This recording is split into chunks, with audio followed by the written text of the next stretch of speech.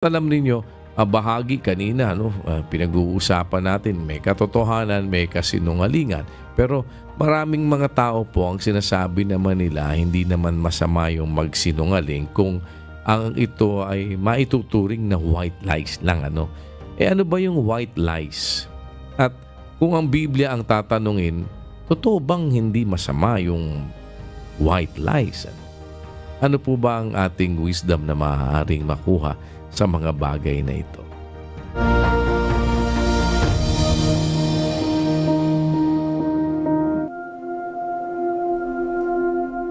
Sino nga ba ang hindi nakakapagsinungaling?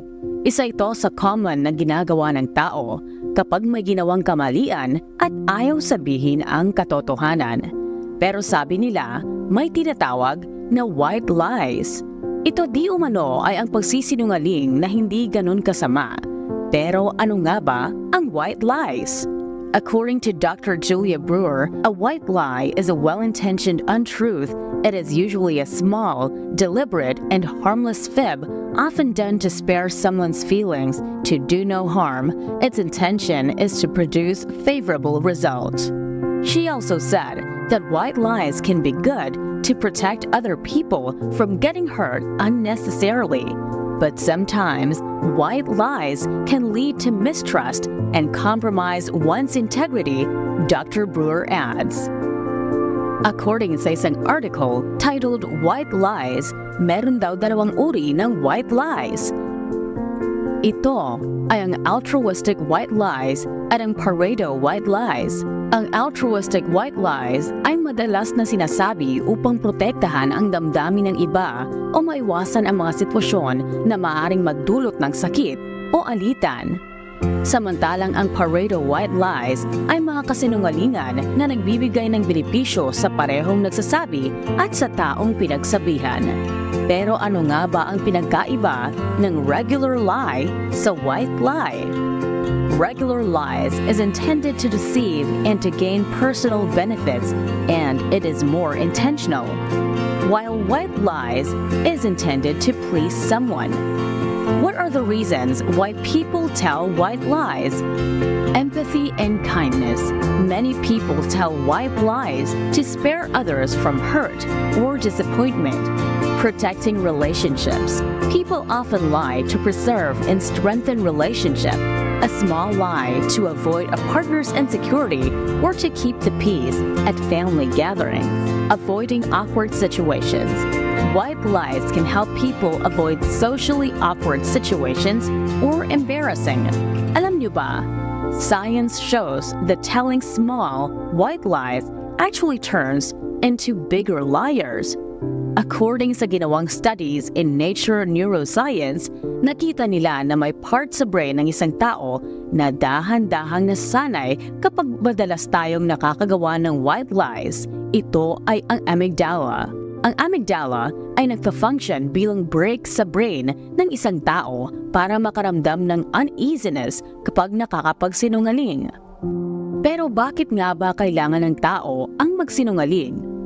To protect, to promote, to impact others, and some unclear reasons. Pero kung Biblia ang tatanungin, masama ba at mayroon nga bang tinatawag na white lies? Ang lahat ng lies galing sa demonyo, walang white lies. Lahat ng lies galing sa demonyo yan. Ngayon, you have to distinguish what is being defined in the Bible as lies. Ang lies, iba doon sa things unspoken or things withheld, iba yun sa lies. Ang lies is direct opposite of the truth. No? Direct opposite of the truth. And lie is a lie because it is being done.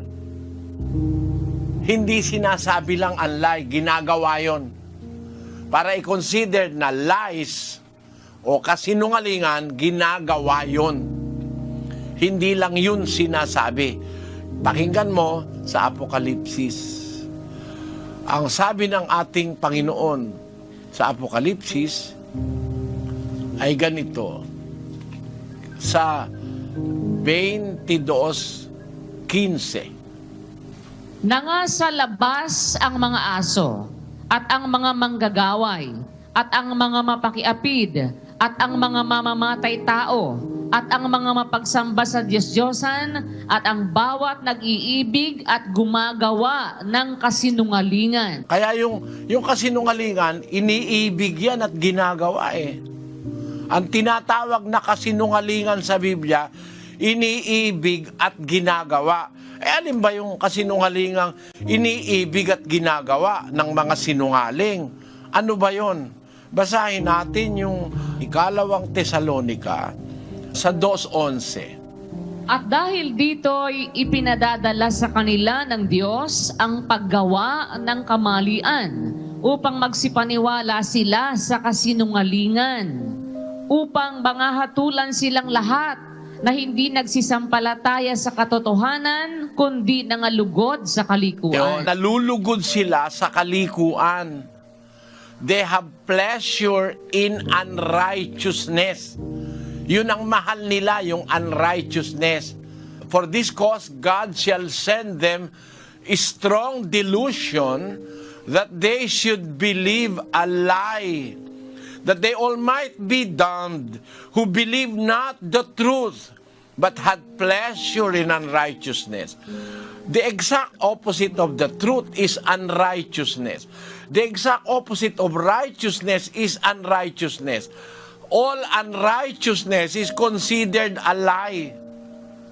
Kaya sabi ko sa iyo, kapatid, yung kasinungalingan, ginagawa yon. At yung ginagawa ng mga mahilig sa kasinungalingan, yung kakontra ng katotohanan. Yung kakontra ng aral ng Diyos. Yun ang kasinungalingan. Bawa, sabi ng Diyos, huwag ka mangangalo niya. Ang gusto mo'y puro pangangalo niya. Yun ang kasinungalingang dinidefine ng Biblia. Sabi ng Diyos, huwag kang papatay.